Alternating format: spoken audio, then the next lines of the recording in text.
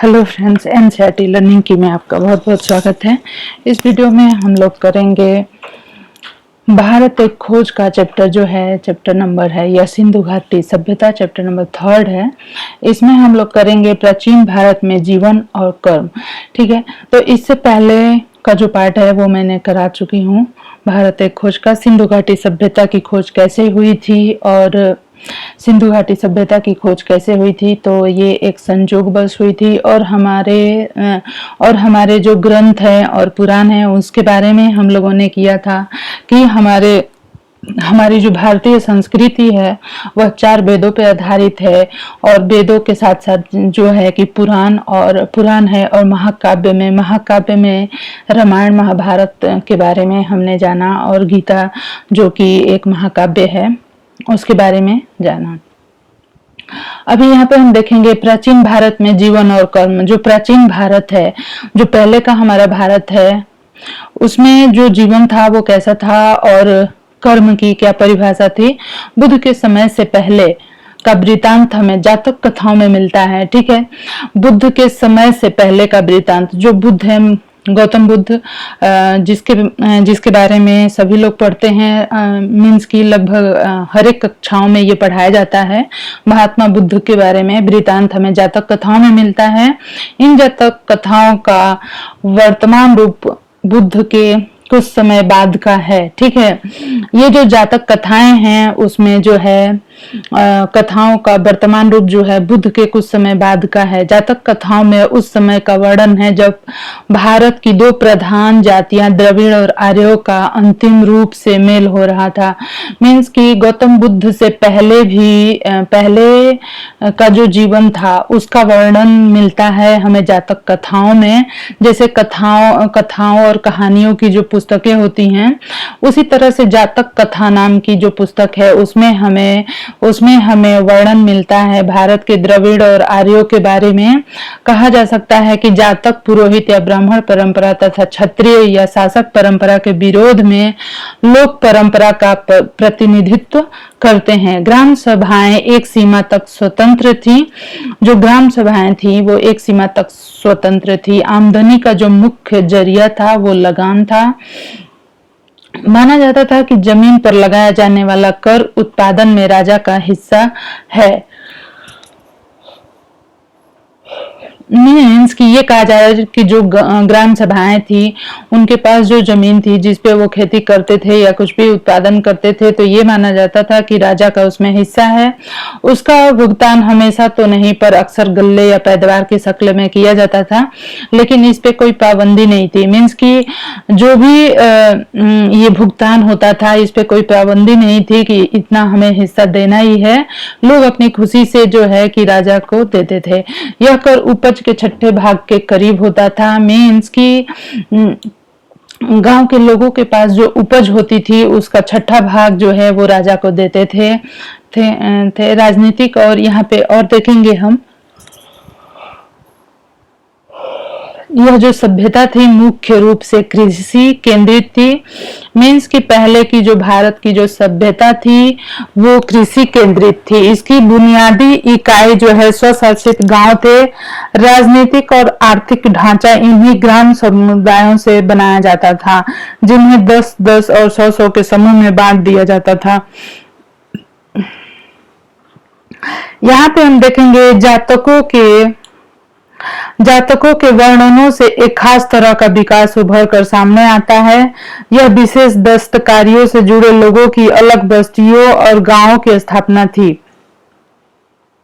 इस तरह एक गांव बढ़इयों का था, एक गांव लोहारों का था। इस तरह और पेशों के लोगों के गांव थे, ये खास पेशेवार लोग के गांव। मीन्स कि हर एक गांव जो है एक विशेष पेशे से संबंधित लोगों का था।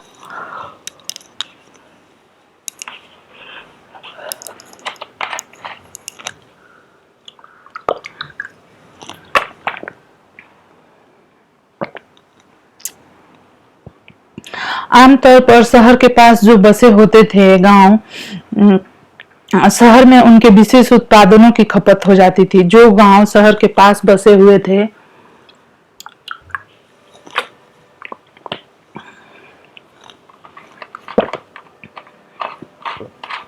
तो उनके उत्पादन जो है उनकी खपत हो जाती थी, बदले में उन्हें जिंदगी की दूसरी जरूरतों को पूरा करने का सामान मिल जाता था। ऐसा लगता था कि पूरा गांव सहकारिता के वसूल पर काम करता था और बड़े ठेके लेता था। शायद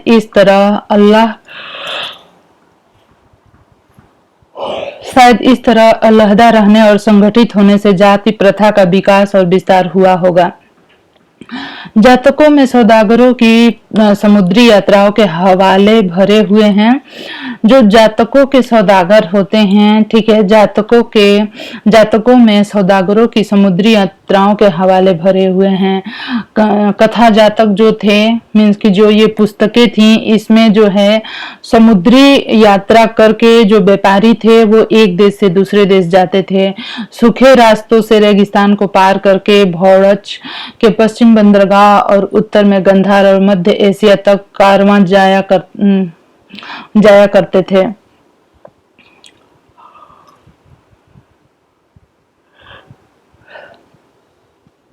बहुत से जहाज बेबीलोन बाबेरू के लिए फारस की खाड़ी को जाया करते थे। नदियों के रास्ते बहुत यातायात होता था। जातकों के अनुसार बेड़े बनारस, पटना, चंपा, भागलपुर और दूसरे स्थानों से समुद्र की ओर जाते थे और वहां से दक्षिणी बंदरगाहों और लंका और मलय टापू तक। भारत में लिखने की प्रथा बहुत पुरानी थी। पाषाण युग के मिट्टी के पुराने बर्तनों पर ब्राह्मी लिपि के अक्षर मिले हैं। भारत में लिखने की प्रथा जो है वो बहुत पुरानी है। जो पाषाण युग था, पत्थर युग था, उसमें जो है मिट्टी के जो पुराने बर्तन थे उस पर भी कुछ लिखा हुआ मिलता है। उस लिपि को हम, जिस लिपि में लिखा हुआ है उसे हम ब्राह्मी लिपि कहते हैं। मोहनजोदड़ो में मिले शिलालेखों को अब तक पूरी तरह पढ़ा नहीं जा सकता है। वे ब्राह्मी लेख जो वो पूरे भारत में मिले हैं, निश्चित रूप से उस मूल लिपि में हैं। से भारत में देवनागरी अन्य लिपियों का विकास हुआ। अशोक के कुछ लेख ब्राह्मी लिपि में हैं। उत्तर पश्चिम में मिलने वाले कुछ अन्य लेख खरोष्ठी लिपि में हैं। ईसा पूर्व 6वीं या 7वीं शताब्दी में पाणिनि ने संस्कृत भाषा में अपने प्रसिद्ध व्याकरण की रचना की। उन्होंने अपने से पहले के व्याकरणों का उल्लेख किया। उनके समय तक संस्कृत का रूप स्थिर हो चुका था और वह एक निरंतर विकासशील साहित्य की भाषा बन चुकी थी। पाणिनि आज भी संस्कृत व्याकरण पर आधिकारिक प्रमाण माना जाता है। पाणिनि का आज भी जो है प्राकृतिक अधिकार माना जाता है। यहाँ पे हम ये देखेंगे, हालांकि बाद के व्याकरणों ने उनमें कुछ जोड़ा भी है और उसकी व्याख्या भी की है। यह दिलचस्प है कि पाणिनि ने यूनानी लिपि का उल्लेख किया है। इसके संकेत मिलता है कि पूर्व दिशा में जो सिकंदर था के आने से बहुत पहले भारत और यूनान के बीच किसी न किसी तरह का संपर्क हो चुका था। औषधि विज्ञान जो है, विज्ञान की पाठ्य पुस्तकें भी थी और अस्पताल भी। अनुश्रुति है कि भारत में औषध विज्ञान के जनक धन्वंतरी थे। मीन्स कि हमें जो औषधि विज्ञान की जो पुस्तकें मिलती हैं उसमें जो है ये माना गया है कि जो धन्वंतरी थे वो औषधि विज्ञान के कौन थे, पिता थे। अनुश्रुति ऐसा माना जाता है। किंतु सबसे प्रसिद्ध पुरानी जो पाठ्य पुस्तकें हैं ईस्वी सन की शुरू की सदियों में लिखी गई हैं, उनमें औषधि का पर चरक की पुस्तकें हैं, शल्य चिकित्सा पर सुश्रुत की। तो जो चरक और सुश्रुत हैं ये लोग औषधि विज्ञान के बहुत बड़े ज्ञाता हैं। कहा जाता है कि चरक उन राजा कनिष्ठ के दरबार में राज्य वैद्य थे जिनकी राजधानी पश्चिमोत्तर दिशा में थी। इन पाठ्य पुस्तकों में बहुत सी बीमारियों का जिक्र है, उनकी पहचान और इलाज के तरीके बताए गए हैं। इनमें जो है कि शल्य चिकित्सा, प्रसूति विज्ञान, मीन्स की मीन्स यहाँ पे ये कहा जा रहा है कि चरक उन राजा कनिष्क के दरबार में राज्यवैद थे। राजा जो कनिष्क थे उनके दरबार में उनके दरबार में जो चरक रहते थे वो औषधि विज्ञानी थे और उन्होंने बहुत सारे तरीके बताए, शल्य चिकित्सा, प्रसूति विज्ञान, स्नान, पथ्य, सफाई, बच्चों को खिलाने और चिकित्सा के बारे में शिक्षा को विशेष बनाया गया है। लेखक का रुझान प्रयोगात्मक और शल्य प्रशिक्षण के दौरान मुर्दों की चीरफाड़ कराई जाती थी। सुश्रुत ने शल्य क्रिया के औजारों का जिक्र किया है, साथ ही ऑपरेशन का भी, जिसमें अंगों के काटने, पेट काटन और ऑपरेशन, बच्चों को जन्म दिलाना, मोतियाबिंद आदि का ऑपरेशन आदि सब शामिल है। घावों के जीवाणु को धुआं देकर मारा जाता था। जो घाव के जीवाणु हैं उन्हें धुआं देकर मारा जाता था। इस ईसा पूर्व 3री-4थी सदी में जानवरों के अस्पताल भी थे। यह जैन और बौद्ध धर्म का प्रभाव था जिसमें अहिंसा पर बल दिया जाता था। महाकाव्य के युग में अक्सर, महाकाव्य का जो युग है उसमें जो है क्या है, युग में अक्सर वनों में एक तरह के विश्वविद्यालय का जिक्र किया गया है। ये कस्बे या शहर से बहुत दूर नहीं होते थे। इनमें प्रसिद्ध विद्वानों ने के आसपास शिक्षा प्रशिक्षण के उद्देश्य से लोग इकट्ठे होते थे। शिक्षा में तरह तरह के विषय शामिल थे जिनमें सैन्य प्रशिक्षण भी होता था।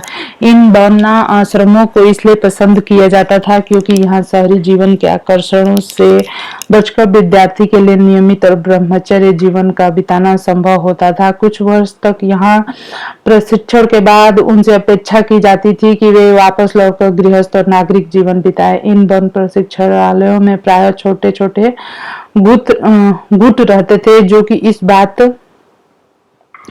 संकेत मिलते हैं कि लोकप्रिय अध्यापक जो थे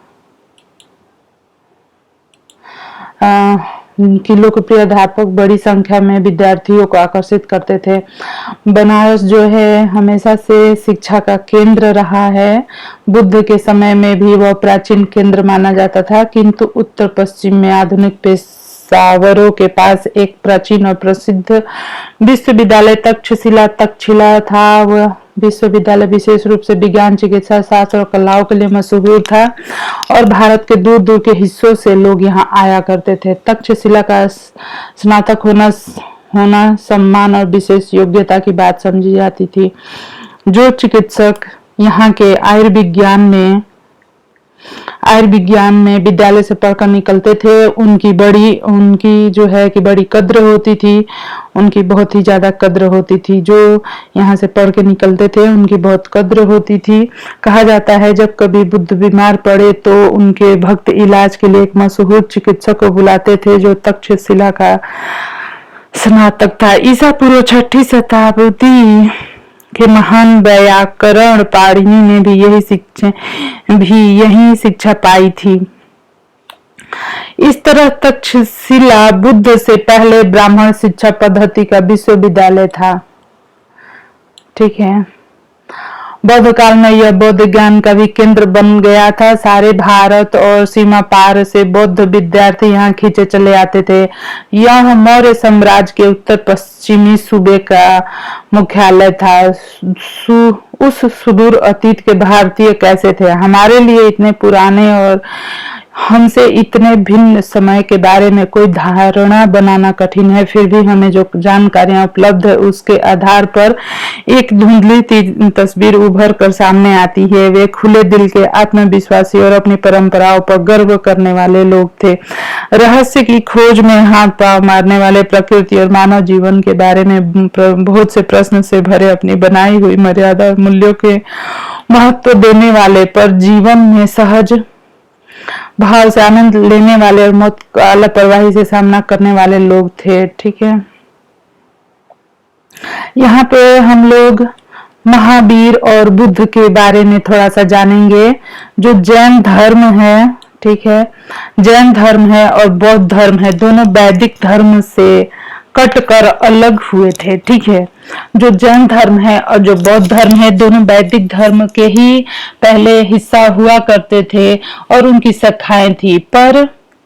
लेकिन क्या हुआ, पर उन्होंने वेदों को प्रमाण नहीं माना। तमाम और बातों में सबसे बुनियादी बात यह है कि यदि कारण के बारे में वे या तो मौन है या उसके अस्तित्व से इनकार करते हैं। दोनों अहिंसा पर बल देते हैं, ब्रह्मचारी भिक्षुओं और पुरोहितों के संग बनाते हैं। उनका नजरिया जो है एक हद तक यथार्थवादी और बुद्धिवादी है। जैन धर्म का एक बुनियादी सिद्धांत यह है कि सत्य हमारे दृष्टिकोण की सापेक्षता में होता है। यहाँ पे हम देखेंगे कि जो जैन धर्म था, जो बौद्ध धर्म था, दोनों वैदिक धर्म से ही उत्पन्न हुए थे, उसी की शाखा थे, पर उन्होंने वेदों को प्रमाण नहीं माना। ये जो धर्म थे, जैन धर्म और बौद्ध धर्म, ये वैदिक धर्म से पैदा जरूर हुए थे, उसी के ब्रांच या शाखाएं जरूर थे, लेकिन इन्होंने अपने वेदों को अपना आधार नहीं माना था। तमाम बातों में सबसे बुनियादी बात यह कि आदि कारण के बारे में वे या तो मौन है या उसके अस्तित्व से इनकार करते हैं। मीन्स कि ये जो दोनों धर्म हैं, ये वेदों को नहीं मानते थे, लेकिन ये दोनों जो है वेदों में जो बातें कही गई हैं उसी बात पे ये भी जोर देते हैं। जैसे कि अहिंसा पर बल देते हैं, मीन्स कि शांति से रहना और लड़ाई नहीं करना।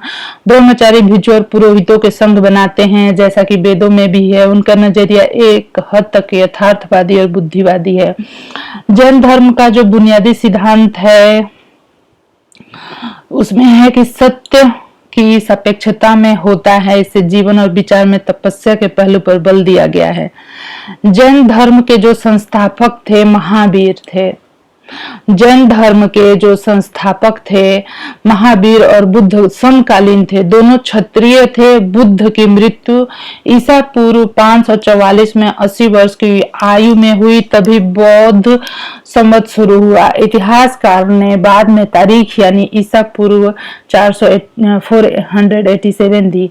यह अजीब संयोग है कि मैं ये पंक्ति बौद्ध के संवत 2488 की पहली तारीख को बैसाखी पूर्णिमा के दिन लिख रहा हूँ। जैन धर्म के जो संस्थापक थे वो थे महावीर और बुद्ध समकालीन थे। ये दोनों क्षत्रिय थे, ठीक है। जो महावीर थे और जो बुद्ध थे ये दोनों समकालीन क्षत्रिय थे। बुद्ध की जो मृत्यु हुई थी वो है 544 ईसा पूर्व में 80 वर्ष की आयु में हुई थी, और तभी जो है बौद्ध संवत्सर शुरू हुआ। इतिहासकारों ने बाद की तारीख यानी ईसा मीन्स की कोई 544 ईसा पूर्व कहता है और कोई 487 ईसा पूर्व कहता है। 2488 की पहली तारीख को बैसाखी पूर्णिमा के दिन लिख रहा हूँ। इसका जो लेखक है वो अपने बारे में ये बता रहा है कि वो इस सारी चीजों को बैसाख पूर्णिमा के दिन लिख रहा है। बौद्ध साहित्य में लिखा कि बुद्ध का जन्म बैसाख, जो महात्मा बुद्ध थे, ठीक है, या गौतम बुद्ध थे, उनका जन्म जो है मई जून के महीने में इसी पूर्णिमा के दिन हुआ था। मीन्स कि जो गौतम बुद्ध थे उनका जन्म जो है मई जून के महीने में हुआ था, ठीक है, पूर्णिमा के दिन। इसी तिथि को उन्हें बोध प्राप्त हुआ था और अंत में उनका निर्माण भी इसी तिथि को हुआ था, ठीक है। पूर्णिमा के दिन ही गौतम बुद्ध को जो है कि ज्ञान प्राप्त हुआ था। बुद्ध में लोक प्रचलित धर्म, अंधविश्वास, कर्मकांड एवं पुरोहित प्रपंच और उनके साथ जुड़े हुए निहित स्वार्थों पर हमला करने का साहस था। उन्होंने आध्यात्मिक, धर्म वैज्ञानिक नजरिए की तथा चमत्कारों, अलौकिक व्यापारों आदि की भी निंदा की। उनका आग्रह तर्क, विवेक और अनुभव पर था। उनका बल नैतिकता पर था। उनकी जो पद्धति थी, यह है महात्मा बुद्ध का फोटो। तक्षशिला में बुद्ध की यह प्रतिमा बनी हुई थी। मनोवैज्ञानिक विश्लेषण की थी, ठीक है, जिसमें आत्मा के लिए जगह नहीं थी। बुद्ध ने वर्ण व्यवस्था पर सीधा वार नहीं किया, लेकिन अपनी संघ व्यवस्था में उन्होंने इसे कोई स्थान नहीं दिया। यह विचित्र और महत्वपूर्ण बात है कि भारतीय इतिहास के लंबे दौर में पुरोहित प्रपंच और वर्ण व्यवस्था की कठोरता के विरुद्ध बड़े लोग जो थे बार बार चेतावनी दी, फिर भी धीरे धीरे वर्ण व्यवस्था का विकास और विस्तार हुआ। इसमें जो वर्ण व्यवस्था का जो विकास हुआ, उसने भारत जीवन के हर पहलू को अपने शिकंजे में जकड़ लिया। जाति के विरोधियों के बहुत से अनुयायी हुए, पर स्वयं के साथ उनके समुदाय की अपनी एक अलग जात बन गई। जैन धर्म जो कि अपने मूल धर्म के विरोध में खड़ा हुआ था, जात के प्रति सहिष्णु था, खुद उसने अपने को उसके अनुरूप बना लिया। इसलिए आज भी यह जिंदा है और जारी है। तो लगभग हिंदू धर्म की एक शाखा के रूप में बौद्ध धर्म ने जाति व्यवस्था को स्वीकार नहीं किया। वह अपने विचारों दृष्टिकोण में ज्यादा स्वतंत्र रहा। अंततः वह भारत से बाहर निकल गया, जो कि भारत और हिंदुवाद पर उसका गहरा प्रभाव पड़ा। बुद्ध की शिक्षा, इसमें हम लोग गौतम बुद्ध की शिक्षा के बारे में थोड़ा सा जान लेंगे। बुद्ध का संदेश क्या था? संदेश उन भारतीयों के लिए बहुत न्याय और मौलिक था जो ब्रह्म ज्ञान की गुत्थियों में डूबे रहते थे। बुद्ध ने अपने शिष्यों से कहा, सभी देशों में जाओ और इस धर्म का प्रचार करो। गौतम बुद्ध ने जो धर्म बताया उसका प्रचार करने को कहा। इस धर्म में सब जातियां आकर इस तरह मिल जाती हैं जैसे समुद्र में नदियां। उन्होंने सबके लिए करुणा का, प्रेम का संदेश दिया, क्योंकि इस संसार में घृणा का अंत घृणा से नहीं होता, घृणा का अंत प्रेम से होता है। मनुष्य को क्रोध पर दया से और बुराई पर भलाई से काबू पाना चाहिए। यह सदाचार और आत्मानुशासन का आदर्श था। युद्ध में भले ही कोई 1000 आदमियों पर विजय पाले, पर जो अपने पर विजय पाता है, सच्चा विजेता वही होता है। मनुष्य की जाति जन्म से नहीं बल्कि केवल कर्म से तय होती है। यहाँ पे यह जो स्तूप दिखाया गया है सारनाथ में, बुद्ध ने अपना सर्वप्रथम उपदेश यहीं दिया था। यह स्तूप जो है आज भी सारनाथ में है। तो देखिए यहाँ पे ये कहा गया है कि युद्ध में भले ही कोई 1000 आदमियों पर विजय प्राप्त कर ले, पर जो अपने पर विजय पाता है, सच्चा विजेता वही होता है। मनुष्य की जाति जन्म से नहीं बल्कि उसके कर्म से तय होती है। उन्होंने यह उपदेश न किसी धर्म के समर्थन के आधार पर और न ईश्वर या परलोक का हवाला देकर दिया। उन्होंने विवेक, तर्क, अनुभव का सहारा लिया। लोगों से कहा कि वे अपने मन के भीतर सत्य की खोज करें। सत्य की जानकारी या अभाव सब दुखों का कारण है। ईश्वर या परब्रह्म का अस्तित्व है या नहीं, उन्होंने नहीं बताया।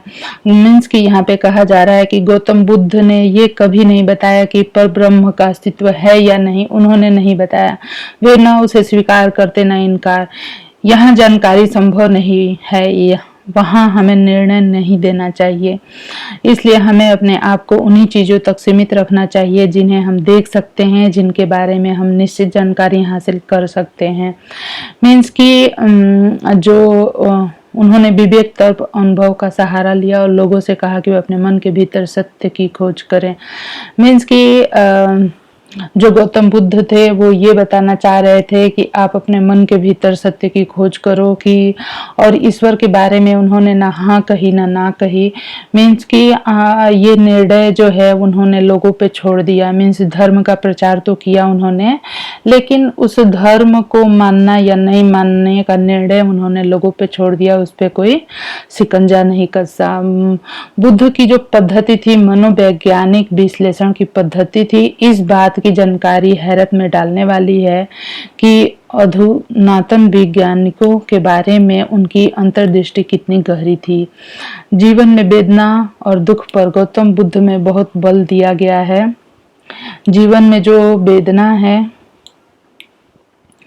वेदना और दुख पर बौद्ध धर्म में बहुत बल दिया गया है। बुद्ध ने जिन 4 आर्य सत्यों का, मीन्स कि जो हमेशा से सत्य है उसका निरूपण किया।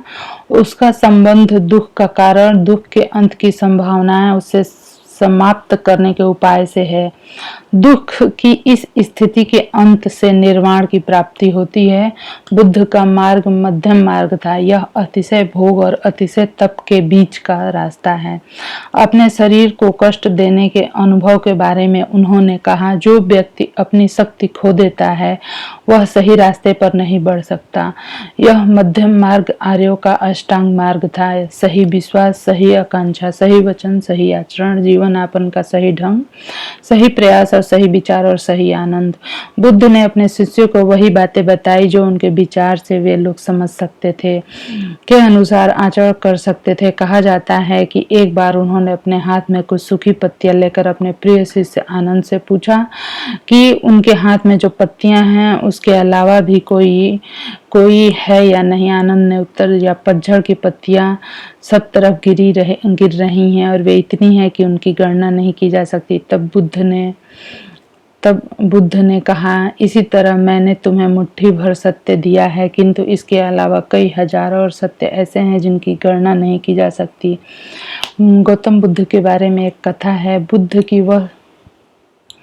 बुद्ध की वह संकल्पना जिसे प्यार से भरे अनगिनत हाथों ने पत्थर, संगमरमर और कांसे में ढालकर आकार दिया, भारतीयों के विचारों की समग्र आत्मा की या कम से कम उसके एक तेजस्वी पक्ष का प्रतीक है। कमल के फूल पर बैठे हुए शांत और धीर, वासनाओं और लालसाओं से परे इस संसार के तूफानों और संघर्षों से दूर, वे इतनी दूर पहुंच से इतने परे मालूम होते हैं जैसे उन्हें पाना असंभव हो। लेकिन जब हम उन्हें दोबारा देखते हैं तो उनकी आकृति जीवन शक्ति से भरी जान पड़ती है।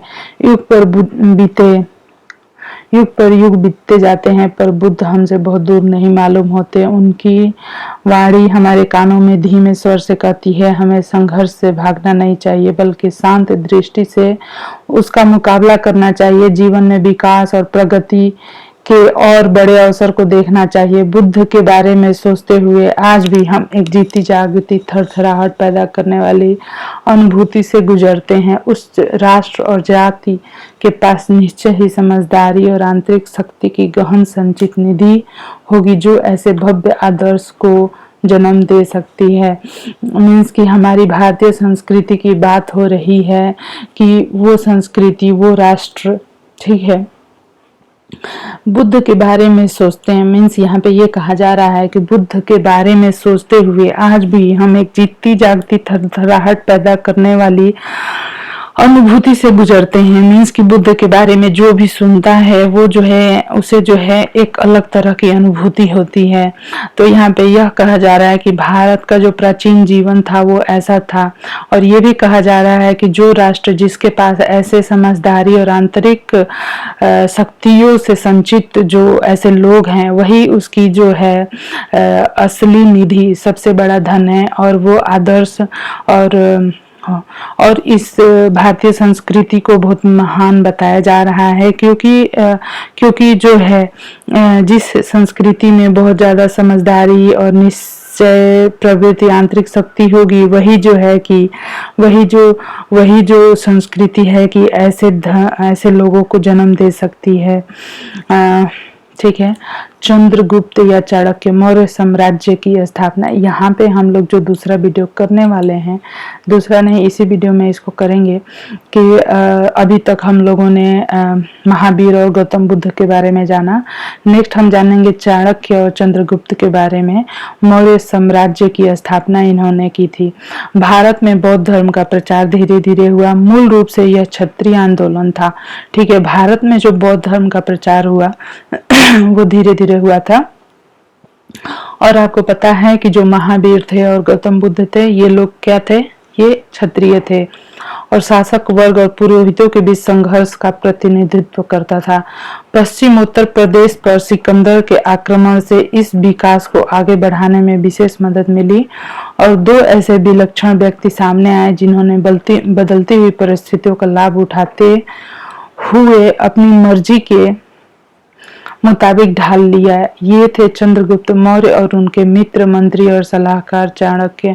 इन दोनों का मेल बहुत कारगर साबित हुआ। दोनों मगध के उस शक्तिशाली नंद साम्राज्य से निकले थे जिनकी राजधानी जो थी पाटलिपुत्र। पाटलिपुत्र का आधुनिक नाम जो है वो पटना है। दोनों पश्चिमोत्तर प्रदेश में तक्षशिला गए थे। मीन्स कि ये जो दोनों थे वो पश्चिम उत्तर प्रदेश में जहाँ पे तक्षशिला है गए थे। उन यूनानियों के संपर्क में आए जिन्हें सिकंदर ने वहां नियुक्त किया था। चंद्रगुप्त की भेंट खुद सिकंदर से हुई थी। चंद्रगुप्त और चाणक्य ने राष्ट्रीयता का पुराना परचिर नवीन नारा बुलंद करके विदेशी आक्रमणकारियों के विरुद्ध लोगों को उत्तेजित किया। यूनानी सेना को खदेड़ कर तक्षशिला पर अधिकार कर लिया गया। राष्ट्रीयता की पुकार सुनकर बहुत से लोग चंद्रगुप्त के साथ हो गए और उन्हें साथ लेकर चंद्रगुप्त जो है वो पटना तक पहुंच गए। सिकंदर की मृत्यु के 2 ही वर्ष में उसने पाटलिपुत्र पर अपना अधिकार करके मौर्य साम्राज्य की स्थापना की। लिखित इतिहास में पहली बार एक विराट केंद्रीय राज्य की स्थापना हुई। पाटलिपुत्र इस महान साम्राज्य की राजधानी थी। यह नया राज्य था। कैसा सौभाग्य से हमें इसका पूरा ब्यौरा मिलता है।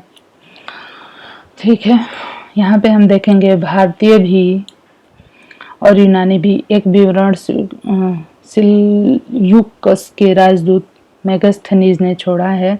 दूसरा कौटिल्य का अर्थशास्त्र जो कहीं अधिक महत्वपूर्ण है। राजनीति शास्त्र और उसी समय की रचना है। कौटिल्य चाणक्य का ही दूसरा नाम है। ठीक है, चाणक्य का दूसरा नाम कौटिल्य है। वह हर दृष्टि से बड़ा आदमी था, बुद्धिमानी में भी और कर्मठता में भी। इस युग के बारे में एक प्राचीन भारतीय नाटक है मुद्रा राक्षस। इस नाटक में चाणक्य की तस्वीर उभरती है। साहसी, षड्यंत्री, अभिमानी और प्रतिशोधी, जो न कभी अपमान को भूलता है न अपने लक्ष्य को ओझल होने देता है। दुश्मन को धोखा देने और पराजित करने के लिए वह हर तरीके का इस्तेमाल करता है। वह साम्राज्य की बागडोर हाथ से संभालते रहता है और सम्राट को स्वामी की तरह नहीं बल्कि एक प्रिय शिष्य की तरह देखता है। अपने जीवन में वह जो है कि सदा तपस्वी है। ऊंचे पदों की शान शौकत में उसकी दिलचस्पी नहीं। जब वह अपनी शपथ पूरी कर लेता है, अपने उद्देश्य में सफल हो जाता है, तो सेवानिवृत्त होकर चिंतन मनन का जीवन बिताना चाहता है। अपने लक्ष्य को पूरा करने के लिए शायद ही कोई ऐसी बात रही जिसे करने में चाणक्य को किसी प्रकार का संकोच होता हो। यहाँ पे हम देखेंगे कि चाणक्य के अर्थशास्त्र में व्यापक स्तर पर अनेकानेक विषयों पर लिखा गया है। जो चाणक्य का अर्थशास्त्र था उसमें बहुत सारे विषयों पर चर्चा की गई है। उसमें शासन के सिद्धांत, व्यवहार के लगभग सभी पहलुओं पर विचार किया गया है। इसमें चंद्रगुप्त की विराट सेना का विस्तार से वर्णन किया गया है। चाणक्य का कहना है केवल संख्या से कुछ नहीं होता, अनुशासन और उचित नेतृत्व के अभाव में वो बोझ बन जाते हैं। इसमें रक्षा और बंदी के बारे में भी बताया गया है। पुस्तक में चर्चित अन्य विषयों में व्यापार, वाणिज्य, कानून और न्यायालय, नगर व्यवस्था, राजनीति, सामाजिक रीति रिवाज, विवाह, तलाक, स्त्रियों का अधिकार, कर लगाना, कृषि, कारखानों को चलाना, दस्तकारी, मंडियां, बागवानी, उद्योग धंधे, सिंचाई और जलमार्ग, जहाज रानी, निगमें, जनगणना, मत्स्य उद्योग, कसाई खाने, पासपोर्ट और जेल सब सम्मिलित हैं। इसमें विधवा विवाह को मान्यता दी गई है और विशेष परिस्थिति में तलाक को भी। अपने राज्याभिषेक के समय राजा को इस बात की शपथ लेनी पड़ती थी कि वह प्रजा की सेवा करेगा। उसका सुख उसकी प्रजा के सुख में है, उसकी खुशहाली में है। वह उसी को अच्छा समझेगा जो उसकी प्रजा को अच्छा लगेगा, उसे नहीं जो खुद को अच्छा लगे। यदि राजा उत्साही होगा तो प्रजा समान रूप से उत्साही होगी। सार्वजनिक काम राजा की मर्जी के मोहताज नहीं होते, उसे खुद हमेशा उसके लिए तैयार रहना चाहिए। यदि कोई राजा अनीति करता है तो उसकी प्रजा को अधिकार है कि उसे हटाकर किसी दूसरे को उसकी जगह बैठा दे। नेक्स्ट यहाँ पे हम अशोक के बारे में देखेंगे कि जो अशोक था वो 273 ईसा पूर्व में अशोक इस महान साम्राज्य का उत्तराधिकारी हुआ। इससे पहले वह पश्चिमोत्तर प्रदेश का शासक रह चुका था, जिसकी राजधानी विश्वविद्यालय की नगरी तक्षशिला थी। उस समय साम्राज्य के भीतर भारत को बहुत बड़ा भाग आ गया था, जिसका विस्तार मध्य एशिया तक हो चुका था। केवल दक्षिण पूर्व दक्षिण का एक भाग उसके अधिकार क्षेत्र में नहीं आ पाए थे। संपूर्ण भारत को एक शासन व्यवस्था के मातहत इकट्ठा करने के पुराने सपने ने अशोक को प्रेरित किया। उसने तत्काल पूर्वी तट के कलिंग प्रदेश को जीतने की ठान ली। कलिंग के लोगों के बहादुरी से मुकाबला करने के बावजूद अशोक की सेना जीत गई। इस युद्ध में भयंकर कत्लेआम हुआ और युद्ध से विरक्त हो गई। बुद्ध की शिक्षा के प्रभाव से उसका मन दूसरे क्षेत्रों में विजय हासिल करने और काम करने की ओर घूम गया। अशोक के विचारों और कर्मों के बारे में हमें फरमानों से जानकारी मिलती है जो उसने जारी किए और जो पत्थर और धातु पर खोदे गए। ये फरमान पूरे भारत में फैले हैं, अब भी मिलते हैं। कलिंग को साम्राज्य में मिलाए जाने के ठीक बाद ही महामहिम सम्राट ने धर्म के नियमों का कलिंग जिसे उड़ीसा कहते हैं आज के टाइम पे, उसको अपने साम्राज्य में मिलाने के बाद धर्म के नियमों का उत्साहपूर्वक पालन, उन नियमों के प्रति प्रेम और उसको धर्म को अंगीकार करना आरंभ कर दिया। उनके एक फरमान में कहा गया कि अशोक अब आगे किसी प्रकार के हत्या या बंदी बनाए जाने को सहन नहीं करेगा। कलिंग में मरने और बंदी बनाए जाने वाले लोगों के 100,000वें हिस्से को भी नहीं। सच्ची विजय कर्तव्य धर्म पालन करके लोगों के हृदय को जीतने में है। फरमान में आगे कहा गया, इसके अलावा यदि कोई उनके साथ बुराई करेगा तो उसे भी जहां तक संभव होगा महामहिम सम्राट को झेलना होगा। महामहिम सम्राट की यह आकांक्षा है कि जीवन मात्र की रक्षा हो, उसमें आत्मसंयम हो, उन्हें मन की शांति और आनंद प्राप्त हो। इस अद्भुत शासक ने, जिसे आज भी भारत और एशिया के बहुत से दूसरे भागों में प्यार से याद किया जाता है, अपने आप को बुद्ध की शिक्षा के प्रचार में, नेकी और सद्भाव के काम में तथा प्रजा के हित के लिए सार्वजनिक कार्यों के लिए प्रति समर्पित कर दिया। उसने ऐलान कर दिया था कि वह इनके लिए हमेशा तैयार है। हर स्थान पर और हर समय सरकारी कर्मचारी जनता के कार्य के बाद में उसे बराबर सूचना देते रहे। चाहे जिस समय और जहां भी हो, वह लोक हित के लिए अवश्य काम करेगा। खुद कट्टर बौद्ध होने पर भी उसने दूसरे धर्मों को बराबर आदर और महत्व दिया। अशोक बहुत ही बड़ा निर्माता भी था, ठीक है। उसने अपनी कुछ बड़ी इमारतों को बनाने में मदद के लिए विदेशी कारीगरों को रख छोड़ा था। यह नतीजा एक जगह इकट्ठे बने स्तंभों के डिजाइन से निकाला गया जो पोलिस की याद दिलाते हैं। लेकिन इस शुरू की मूर्ति कला और दूसरे अवशेषों में भी भारतीय कला परंपरा की विशेषताएं दिखाई पड़ती हैं।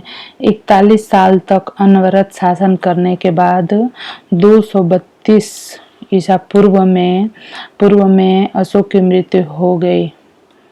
H.G. वेल्स ने अपने आउटलाइन ऑफ हिस्ट्री में उसके बारे में लिखा है, बादशाहों के दसियों हजार नामों से जिनसे इतिहास के पृष्ठ भरे हैं, जिनमें बड़े बड़े राजे, महाराजे, शहंशाह और नामी गिरामी शासक शामिल हैं, अशोक का नाम अकेला सितारे की तरह चमक रहा है। वोल्गा से जापान तक आज भी उसका नाम आदर से लिया जाता है।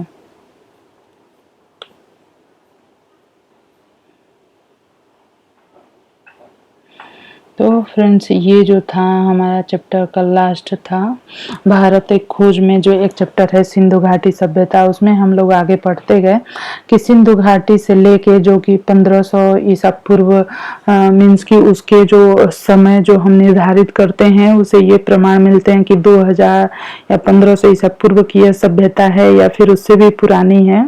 और उसके बाद कैसे कैसे कौन कौन से धर्म जो है कि वो पैदा हुए और उनसे किस तरह से राजाओं ने स्वीकार किया और किस तरह से महावीर गौतम बुद्ध का जन्म हुआ और उन लोगों ने अपने धर्म की स्थापना की और उनका धर्म क्या था ये भी समझा हमने। और इनके धर्म को मानने वाले उसके बाद जो राजा हुए चंद्रगुप्त मौर्य और चाणक्य जो उनके गुरु थे, और उसके बाद हमने सम्राट अशोक के बारे में देखा। इसके आगे हम लोग नेक्स्ट चैप्टर में देखेंगे तो फ्रेंड्स, आपको ये वीडियो पसंद आता है तो मेरे चैनल को सब्सक्राइब कर लीजिए, बेल आइकन को प्रेस कर दीजिए, जिससे मैं जो भी वीडियो डालूँ वो आपको मिलता रहे। धन्यवाद।